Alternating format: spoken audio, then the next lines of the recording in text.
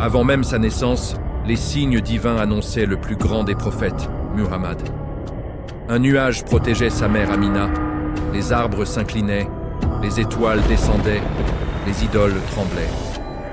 De la pauvreté extrême naquit la lumière qui illumina l'univers entier. Découvrez les miracles de sa naissance et de son enfance bénie. La protection divine, la fente de la poitrine, le refus du haram, le témoignage de Bahira, jusqu'au jugement de la pierre noire. Si votre cœur bat déjà pour le bien-aimé, abonnez-vous dès maintenant à Légende coranique, activez la cloche et likez cette vidéo. Bismillah, le Nour est venu. Chapitre 1, les signes. Avant la naissance, la lumière dans le ventre d'Amina, Bismillahirrahmanirrahim. Avant même que le monde ne voie son visage, les signes divins annonçaient déjà l'arrivée du plus grand des prophètes, Muhammad. Sa mère, la noble Amina bint Wahb, radiyallahu anha, raconta des merveilles qu'elle vécut pendant sa grossesse.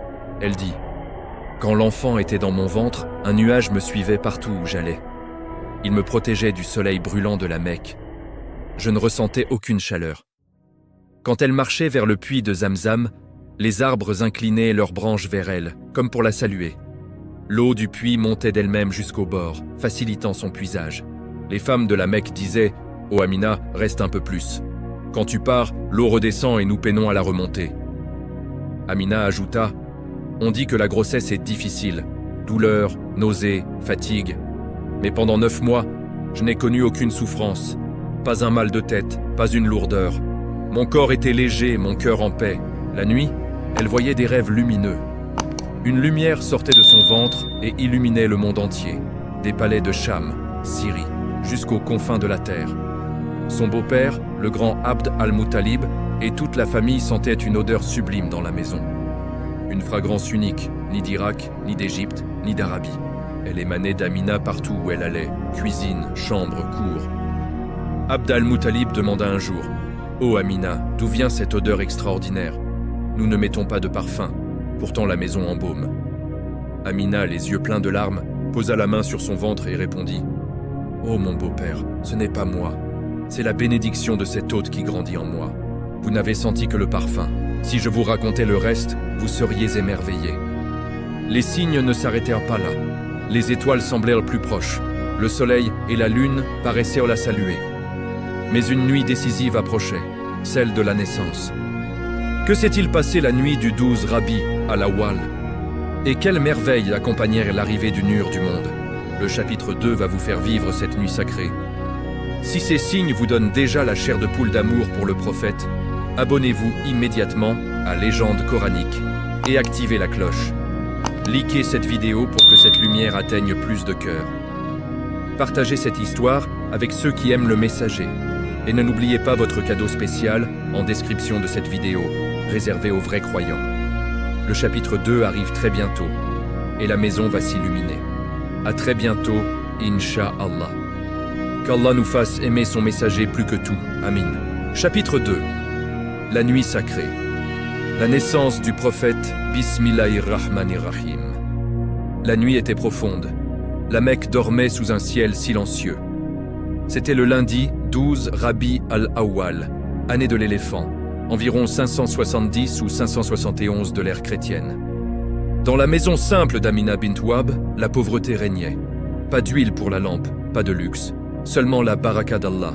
Amina sentit les premières douleurs vers la fin de la nuit. Elle appela la sage-femme Shifa ou une autre femme pieuse. La maison était sombre, calme. Puis vint le moment. Amina raconta plus tard. Quand mon enfant sortit de mon ventre, une lumière immense jaillit de moi. Elle illumina tout jusqu'au palais de Cham, Syrie. Je vis les châteaux lointains comme s'ils étaient devant moi. L'enfant naquit dans une position unique, sur le dos, main sur le sol, tête tournée vers le ciel en sujude, comme remerciant Allah dès le premier instant. 3 miracles immédiats stupéfièrent la sage-femme.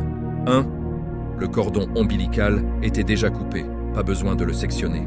2. L'enfant était parfaitement propre, pas une trace de sang ou d'impureté. 3. Il était déjà circoncis, le signe des prophètes. La sage-femme cria « Oh Amina, je n'ai jamais vu une naissance pareille, cet enfant est béni !» L'enfant resta en sujud quelques instants, puis leva l'index vers le ciel, le geste du tawhid. La ilaha illa Allah. Un nuage entra dans la chambre. Une voix divine retentit selon les narrations. Ô Jibril, fais le tour du monde avec cet enfant. Montre-le au prophète passé. Donne-lui la beauté de Youssouf, la patience d'Ayoub, l'amitié d'Ibrahim, la voix douce de Daoud. Le nuage enveloppa l'enfant, puis le redéposa dans les bras de sa mère. Dehors, le monde changea en un instant. Les idoles du monde entier tombèrent face contre terre. Le feu sacré des Perses, allumé depuis 1000 ans, s'éteignit. Les 14 tours du palais de Kisra s'effondrèrent. Le lac Sawa en Perse s'assécha. Une étoile rouge brilla dans le ciel, signe annoncé dans les livres anciens. À l'aube, la sage-femme courut chez Abd al-Muttalib. Elle cria « Ô chef des Quraysh, ton petit-fils est né, un garçon comme aucun autre. » Abd al-Muttalib, les larmes aux yeux, prit l'enfant dans ses bras. Il courut à la Kaaba, le serra contre son cœur et fit le tawaf en remerciant Allah. Il nomma l'enfant Mohammed, celui qui est loué abondamment. Les Quraysh dirent « Quel nom étrange, nous n'en avons jamais entendu. » Mais Abd al-Muttalib répondit « Je veux qu'il soit loué sur terre et dans les cieux. » Cette nuit-là, le monde sut, la miséricorde pour les mondes était arrivée. Mais dès les premiers jours, les ennemis commencèrent à trembler. Qui fut le premier à reconnaître le sceau de la prophétie sur son dos? Et comment les Juifs réagirent-ils en voyant les signes? Le chapitre 3 va vous montrer les premiers regards sur le Nur naissant.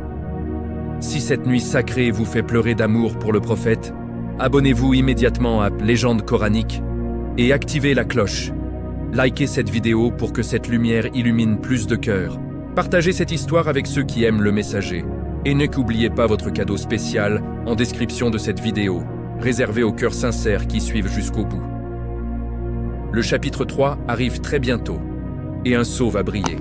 À très bientôt, Inch'Allah. Qu'Allah nous fasse revivre cette nuit dans nos cœurs chaque Maoulid. Amin. Chapitre 3. Le sceau de la prophétie. Les premiers regards sur le Nur naissant. Bismillahirrahmanirrahim. La nouvelle de la naissance se répandit comme une brise parfumée dans la Mecque. Abd al-Muttalib porta son petit-fils à la Kaaba.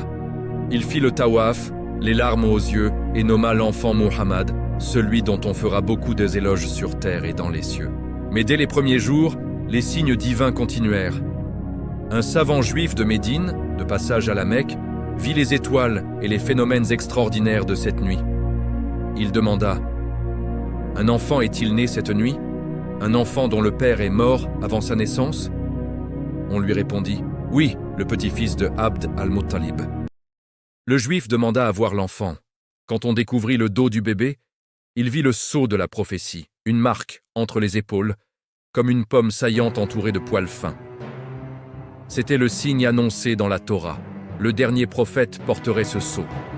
Le juif pleura et dit « Hélas, la prophétie est passée des enfants d'Israël aux enfants d'Ismaïl. Ce garçon est le dernier messager. » Un autre savant, Sawad ibn Qarib, érudit respecté de la Mecque, demanda à voir l'enfant en privé. Quand il le vit, une lumière remplit la pièce.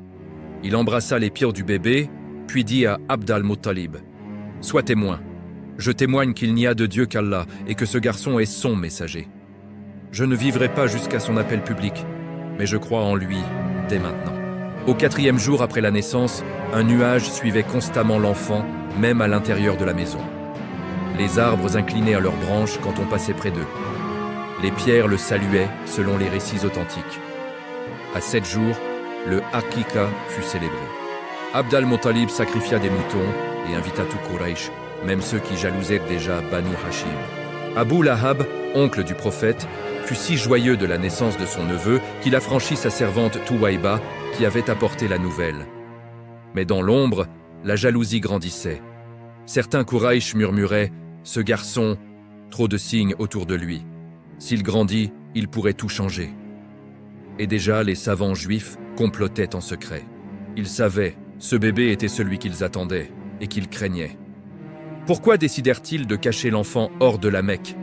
Et qui fut la nourrice choisie par Allah pour l'élever dans le désert? Le chapitre 4 va vous emmener chez les Banu Sa'd. Si ces premiers signes vous font aimer le prophète encore plus, abonnez-vous immédiatement à Légende coranique. et activez la cloche. Likez cette vidéo pour que cette lumière illumine plus de cœurs. Partagez cette histoire avec ceux qui aiment le messager. Et n'oubliez pas votre cadeau spécial en description de cette vidéo, réservé aux cœurs sincères qui suivent jusqu'au bout. Le chapitre 4 arrive très bientôt et une nourrice va arriver. À très bientôt, Inch'Allah. Qu'Allah nous fasse voir le prophète en rêve comme les pieux le virent. Amin. Chapitre 4. Halima as-Sadiya, la nourrice bénie dans le désert, Bismillahirrahmanirrahim. La naissance avait illuminé la Mecque, mais Abd al-Muttalib savait que les ennemis, surtout parmi les savants juifs, observaient déjà les enfants. Ils avaient reconnu les signes, ils complotaient en secret. De plus, selon la tradition des Quraysh nobles, les bébés étaient confiés à des nourrices bédouines pour grandir dans le désert. Air pur, langue arabe authentique, force physique. Amina, radiyallahu anha, accepta. Les femmes des tribus vinrent à la Mecque chercher des bébés à allaiter. Mais cette année-là, la sécheresse frappait durement le désert. Les troupeaux maigrissaient, les nourrices refusaient les bébés pauvres ou orphelins, car la famille payait selon sa richesse. Muhammad était orphelin de père, et Banu Hashim, bien que respectés, n'étaient pas les plus riches. Toutes les nourrices refusèrent, sauf une. Halima bint Abi Douaib, de la tribu Banu Saad, était noble, mais touchée par la sécheresse. Son âne était faible, son chameau maigre, son lait rare. Elle était venue avec ses sœurs, mais toutes avaient retrouvé des bébés riches. Halima dit à son mari, « Je ne veux pas rentrer les mains vides, prends cet orphelin. Peut-être qu'Allah nous bénira par lui. » Ils acceptèrent Muhammad. À l'instant où Halima prit l'enfant dans ses bras, les miracles commencèrent. Son sein, autrefois sec, déborda de lait. L'enfant but à satiété, et il en resta pour le fils de Halima. La nuit, leur âne faible galopa comme une jeune bête. Le chameau maigre donna du lait abondant. En arrivant dans la vallée de Banu Sad, la sécheresse disparut autour de leur tente. L'herbe verte poussa. Les troupeaux grossirent. Les voisins dirent « Oh Halima, quelle baraka est venue avec cet enfant! Nos troupeaux meurent, les tiens prospèrent. » Halima répondit « C'est la bénédiction de cet orphelin de Quraysh. » Muhammad grandit dans le désert, air pur, lait frais, liberté. Il prit l'arabe le plus pur. Il devint fort, courageux, honnête. Les enfants l'aimaient, les animaux le suivaient. Un jour, l'incident de la poitrine. 2 anges descendirent, ouvrirent sa poitrine, lavèrent son cœur avec de l'eau de Zamzam, enlevèrent d'eau la légère part de Shaitan. Halima, effrayée, le ramena à Amina. Mais Amina répondit « Ne crains rien, c'est mon fils que Allah protège. » Muhammad revint à la Mecque à 5 ou 6 ans, mais déjà les complots juifs s'intensifiaient. Comment un savant juif tenta-t-il de le tuer à 7 ans? Et quel miracle le protégea? Le chapitre 5 va vous montrer la tentative d'empoisonnement. Si l'enfance bénie du prophète vous émeut, abonnez-vous immédiatement à Légende coranique et activez la cloche. Likez cette vidéo pour que cette baraka touche plus de cœurs. Partagez cette histoire avec ceux qui aiment le messager et n'oubliez pas votre cadeau spécial en description de cette vidéo, réservé aux cœurs sincères qui suivent jusqu'au bout. Le chapitre 5 arrive très bientôt et un poison va être refusé. À très bientôt, Inch'Allah. Qu'Allah nous fasse grandir dans l'amour du prophète comme Halima l'a élevé. Amin. Chapitre 5. La tentative d'empoisonnement. Le miracle du risque. Haram refusé. Bismillahirrahmanirrahim. Muhammad avait environ 7 ans.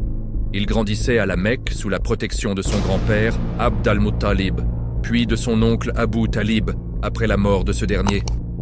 Les savants juifs, ceux qui connaissaient les descriptions du dernier prophète dans la Torah, l'observaient de loin. Ils voyaient le nuage qui le suivait, les arbres qui s'inclinaient, les pierres qui le saluaient, le sceau de la prophétie entre ses épaules. Ils savaient, c'était lui. Mais au lieu de croire, ils complotèrent. Si nous le tuons maintenant, la prophétie s'arrêtera. Ils connaissaient un signe infaillible dans leur livre. Le vrai prophète ne peut consommer ni haram, ni même chouba, douteux. Le haram ne passe pas ses lèvres. Ils mirent au point un plan rusé. Une veuve honnête de la Mecque, nommée Zubaïba, élevait des poules pour vendre les œufs. Quand une poule ne pondait plus, elle la vendait pour l'abattage. Les Juifs entrèrent chez elle de nuit. Ils volèrent de plusieurs poules, certaines pour les tuer en secret, Aram, d'autres en pensant payer après, Shuba. Ils organisèrent un grand banquet. Ils invitèrent Abd al-Muttalib et tout Banu Hashim. Ô chef des Quraïch, nous voulons honorer votre famille. Venez avec tous vos fils et petits-fils. Abd al-Muttalib répondit, je ne viens jamais sans mon petit-fils Muhammad. Les Juifs sourirent intérieurement, exactement ce qu'ils voulaient. Le jour du banquet arriva. Les plats furent servis. Viande, poulet, pain. Les Juifs dirent, ô Abd al-Muttalib, honorez-nous en commençant. Il répondit, non, mon petit-fils commence toujours. Muhammad, âgé de 7 ans, s'assit. On lui présenta un morceau. Il dit calmement, ce risque n'est pas pour moi, il ne passera pas mes lèvres. Les Juifs insistèrent, nous allons vous nourrir nous-mêmes. Ils préparèrent un morceau et l'approchèrent de sa bouche. À chaque fois, la main s'ouvrait d'elle-même. Le morceau tombait sur la table, 10 fois, 20 fois, impossible de le nourrir.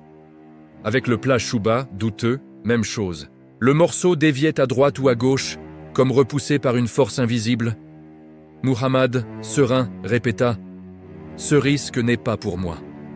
Les Juifs pâlisèrent. Leur test avait réussi. À leur désespoir, le signe était confirmé. Ce garçon était bien le prophète protégé, même contre le haram. Abd al-Muttalib comprit le piège. Il prit son petit-fils et partit avec Banu Hashim. Les Juifs restèrent seuls, terrifiés. Ils savèrent désormais avec certitude, ce garçon était le dernier messager, et leur complot avait échoué. Mais ils n'abandonnèrent pas. Les tentatives continuèrent en secret. Comment Allah protégea-t-il son messager pendant son enfance? Et quel fut l'incident de la fente de la poitrine? Le chapitre 6 va vous montrer le lavage du cœur pur. Si ce miracle du risque haram vous émerveille, abonnez-vous immédiatement à Légende coranique et activez la cloche. Likez cette vidéo pour que cette protection divine touche plus de cœurs. Partagez cette histoire avec ceux qui aiment le messager. Et n'oubliez pas votre cadeau spécial en description de cette vidéo, réservé aux cœurs sincères qui suivent jusqu'au bout. Le chapitre 6 arrive très bientôt, et 2 anges vont descendre. À très bientôt, Inch'Allah. Qu'Allah nous fasse refuser le haram comme le prophète dès l'enfance. Amin. Chapitre 7, la protection divine. Le poison refusé par les lèvres. Bismillahirrahmanirrahim. Muhammad avait environ 9 ans. Il vivait sous la protection de son oncle Abu Talib, après la mort de son grand-père, Abd al-Muttalib. La Mecque bruissait de rumeurs. Ce garçon n'était pas ordinaire. Les signes ne cessaient au pas. Les savants juifs, ceux qui connaissaient les descriptions du dernier prophète dans la Torah, étaient désormais certains. C'était lui. Mais au lieu de se soumettre, ils décidèrent de l'éliminer avant qu'il ne grandisse. Ils connaissaient un signe ultime dans leurs livres. Le vrai prophète ne peut consommer ni haram, ni même shuba, douteux. Le haram ne franchit pas ses lèvres, même si on essaie de le nourrir de force. Ils organisèrent un grand banquet. Ils invitèrent Abu Talib et tout Banu Hashim. Ô protecteur de la Mecque, nous voulons honorer votre famille. Venez avec tous vos neveux, surtout le jeune Muhammad. Abu Talib accepta. La coutume arabe l'exigeait. Le jour venu, les plats furent servis. Viande riche, volaille, pain. Mais les Juifs avaient divisé la nourriture, une partie haram, volée ou impure, une partie shuba, douteuse. Ils dirent à Abu Talib, « Honorez-nous en commençant. » Il répondit, « Non, Muhammad commence toujours. C'est notre tradition familiale. » Les Juifs sourirent intérieurement, exactement ce qu'ils attendaient. Ils préparèrent un morceau et l'approchèrent de la bouche du jeune Muhammad. À l'instant où le morceau toucha presque ses lèvres, la main trembla, le morceau tomba. Ils essayèrent encore, même chose, 10 fois, 20 fois. Avec le haram, la main s'ouvrait d'elle-même. Le morceau chutait avant de toucher les lèvres. Avec le shuba, le morceau déviait à droite ou à gauche, comme repoussé par une force invisible. Muhammad, calme, répéta simplement « Ce risque n'est pas pour moi ». Les Juifs pâlisèrent. Leur test avait réussi, à leur terreur. Le signe était confirmé. Ce garçon était bien le prophète protégé, même contre le haram. Abu Talib comprit le piège. Il prit son neveu et partit avec Banu Hashim. Les Juifs restèrent seuls, tremblants. Ils savaient leur complot échouait toujours. Cette protection divine continua toute sa vie. Même adulte, le poison ne l'atteignit jamais vraiment. Mais d'autres épreuves vinrent. Voyage, commerce, honnêteté, légendaire. Comment le jeune Muhammad gagna-t-il le surnom d'As-Sadiq al-Amin? Et quel voyage en Syrie révéla-t-il aux yeux d'un moine chrétien? Le chapitre 8 va vous montrer le moine Bahira et le nuage protecteur. Si cette protection contre le haram vous émerveille, abonnez-vous immédiatement à Légende coranique et activez la cloche. Likez cette vidéo pour que cette pureté du prophète inspire plus de cœur. Partagez cette histoire avec ceux qui aiment le messager. Et n'oubliez pas votre cadeau spécial en description de cette vidéo, réservé aux cœurs sincères qui suivent jusqu'au bout. Le chapitre 8 arrive très bientôt, et un moine va reconnaître le signe. À très bientôt, Inch'Allah. Qu'Allah nous fasse refuser le haram comme le prophète dès l'enfance. Amin. Chapitre 8. Le voyage en Syrie, le moine, Bahira et le nuage protecteur. Bismillahirrahmanirrahim. Muhammad avait 12 ans. Orphelin de père et de mère, élevé par son grand-père, puis par son oncle Abu Talib. La Mecque traversait une période difficile. Sécheresse, commerce ralenti. Abu Talib, marchand, décida de partir en caravane vers la Syrie, Cham. Une longue route dangereuse, désert, bandits, chaleur extrême. Il voulut laisser Muhammad à la Mecque. Le voyage est dur, mon neveu. Reste avec la famille. Mais l'enfant insista, les yeux pleins de lumière. Ô mon oncle, ne me laisse pas. Emmène-moi avec toi. Abu Talib, touché, accepta. La caravane partit, chameaux chargés, Kouraïch en groupe. Dès le départ, les signes apparurent. Un nuage blanc suivait la caravane. Pas un nuage ordinaire. Il planait exactement au-dessus de Muhammad. Quand il marchait, le nuage bougeait. Quand il s'arrêtait, le nuage s'arrêtait. Il le protégeait du soleil brûlant. Les caravaniers, habitués à la chaleur, étaient émerveillés. « Regardez, ce garçon a un nuage rien que pour lui !» Les arbres sur la route inclinaient leurs branches quand il passait, comme pour le saluer. La caravane arriva à Busra, en Syrie actuelle, un marché animé près d'un monastère. Là, vivait un moine chrétien célèbre, Bahira, ou Girgis, selon certaines narrations. Il connaissait les écritures anciennes. Il attendait le dernier prophète annoncé dans l'Évangile. Ce jour-là, Bahira vit la caravane de loin. Il remarqua immédiatement le nuage qui suivait un seul garçon. Il invita toute la caravane à manger, chose qu'il n'avait jamais faite avant. Pendant le repas, il observa Muhammad. Il vit les signes, la lumière sur son visage, la noblesse de son comportement, le sceau de la prophétie entre ses épaules. Bahira prit Abu Talib à part. « Ô Abu Talib, ce garçon n'est pas ordinaire. Il est le dernier prophète annoncé dans nos livres. Le nuage, les arbres, le sceau, tout correspond. Protège-le. Les Juifs le reconnaîtront et chercheront à lui nuire. Ne va pas plus loin en terre juive, retourne à la Mecque. » Abu Talib, impressionné, vendit rapidement ses marchandises et rentra avec la caravane. Le voyage confirma à tous. Cet enfant était béni. De retour à la Mecque, Muhammad grandit en honnêteté et sagesse. On l'appela As-Sadiq al-Amin, le véridique, le digne de confiance. Mais une grande épreuve approchait, la reconstruction de la Kaaba. Comment le jeune Muhammad résolut-il la dispute de la pierre noire? Et pourquoi tous les chefs s'inclinèrent-ils devant sa décision? Le chapitre 9 va vous montrer le jugement qui lui valut le titre d'Al-Amin. Si ce voyage et le témoignage de Bahira vous émerveillent, abonnez-vous immédiatement à Betty Légende coranique et activez la cloche. Likez cette vidéo pour que cette protection divine touche plus de cœurs. Partagez cette histoire avec ceux qui aiment le messager et n'oubliez pas votre cadeau spécial en description de cette vidéo, réservé aux cœurs sincères qui suivent jusqu'au bout. Le chapitre 9 arrive très bientôt. Et une pierre va causer une crise. À très bientôt, Inch'Allah. Qu'Allah nous fasse suivre le prophète comme le nuage le suivait. Amin. Chapitre 9. la reconstruction de la Kaaba, le jugement de la pierre noire, Bismillahir-Rahmanir-Rahim. Muhammad avait environ 35 ans. Il n'avait pas encore reçu la révélation, mais toute la Mecque l'appelait déjà As-Sadiq al-Amin, le véridique, le digne de confiance. Il était connu pour son honnêteté absolue, sa sagesse, sa douceur, sa justice. Un jour, une grande épreuve frappa la Mecque. Une inondation endommagea la Kaaba. Les murs s'effritèrent. Les tribus Quraysh décidèrent de la reconstruire. Elles travaillèrent ensemble, chose rare, démolirent les murs anciens et les relevèrent pierre par pierre. Mais arriva le moment le plus sacré, replacer la pierre noire, Al-Hajar al-Aswad, dans son angle. Chaque tribu voulait cet honneur. Les chefs crièrent « C'est nous qui la placerons !» Les épées furent dégainées. La guerre tribale menaçait. 4 ou 5 jours passèrent dans la tension. Personne ne cédait. Puis quelqu'un cria « Le premier qui entrera par la porte de la mosquée tranchera !» Tous se tournèrent vers la porte. Le premier qui entra fut Muhammad. La foule soupira de soulagement. « As-Sadiq al-Amin, c'est lui, nous acceptons son jugement. » Même les plus fiers s'inclinèrent. Muhammad écouta calmement.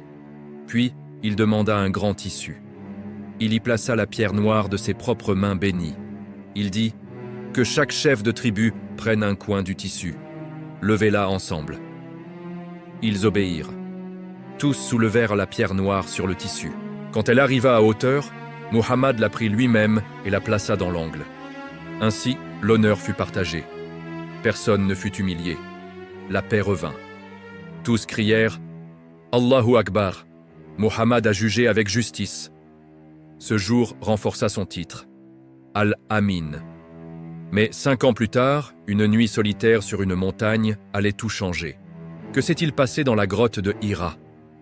Et quelle fut la première parole de Jibril, alayhi salam? Le chapitre 10, le final, va vous emmener au début de la révélation. Si ce jugement sage vous émerveille, abonnez-vous immédiatement à Légende coranique et activez la cloche. Likez cette vidéo pour que cette justice du prophète inspire plus de cœur. Partagez cette histoire avec ceux qui aiment le messager et non Mélène. N'oubliez pas votre cadeau spécial en description de cette vidéo, réservé aux cœurs sincères qui suivent jusqu'au bout. Le chapitre final arrive très bientôt et une voix va retentir. À très bientôt, Inch'Allah. Qu'Allah nous fasse trancher nos disputes comme le prophète. Amin. Chapitre 10. L'héritage du prophète, la lumière qui illumine le monde. Bismillahir-Rahmanir-Rahim. Nous terminons ce voyage émouvant dans l'enfance bénie du plus grand des prophètes, Muhammad. Dès sa conception, les signes divins furent innombrables. Le nuage qui suivait Amina partout, les arbres qui s'inclinaient, l'eau du puits qui montait, les rêves de lumière illuminant le monde, la fragrance sublime sans parfum, la grossesse sans aucune souffrance. À sa naissance, la lumière qui jaillit jusqu'au palais de Syrie, déjà circoncis, propre, en sujude. Index levé vers le ciel, les idoles tombant, le feu perse s'éteignant, les tours de Kisra s'effondrant. Dans l'enfance, le nuage protecteur, la fente de la poitrine et le lavage du cœur, le refus du haram, même à 7 ans, le témoignage de Bahira, le jugement sage de la pierre noire. Tous ces miracles n'étaient pas pour lui, il n'en avait pas besoin. Ils étaient pour que nous sachions. Cet orphelin pauvre, né dans une maison sans lampe, était le plus grand cadeau d'Allah à l'humanité. Le prophète grandit honnête, au point qu'on lui confiait tous les dépôts. Sage au point que même ses ennemis l'appelaient Al-Amin, généreux, doux, fidèle, éloigné du shirk, des idoles, des vices. À 40 ans, dans la grotte de Hira, la première révélation descendit. Iqra, lis. Mais cela est une autre histoire, le début de la plus grande révolution spirituelle. Merci du fond du cœur de Emek, avoir accompagné dans cette série sur Qas, légende coranique. Si l'enfance du prophète a fait couler vos larmes d'amour, notre but est atteint. Abonnez-vous dès maintenant à Légende coranique. Activez la cloche pour ne rater aucune nouvelle série, likez cette vidéo, commentez votre miracle préféré de son enfance et partagez-la avec ceux que vous aimez. Car aimer le prophète est la plus grande adoration après Allah. N'oubliez pas votre cadeau spécial en description de cette vidéo, réservé aux vrais croyants qui suivent jusqu'au bout. Qu'Allah nous fasse revivre ces signes dans nos cœurs, nous fasse pleurer d'amour pour lui comme les compagnons pleuraient, et nous réunisse avec lui au paradis, buvant de sa main bénie à la Haoud. À très bientôt pour une nouvelle légende coranique. Qu'Allah augmente notre amour pour Mohammed jusqu'à notre dernier souffle. Amin.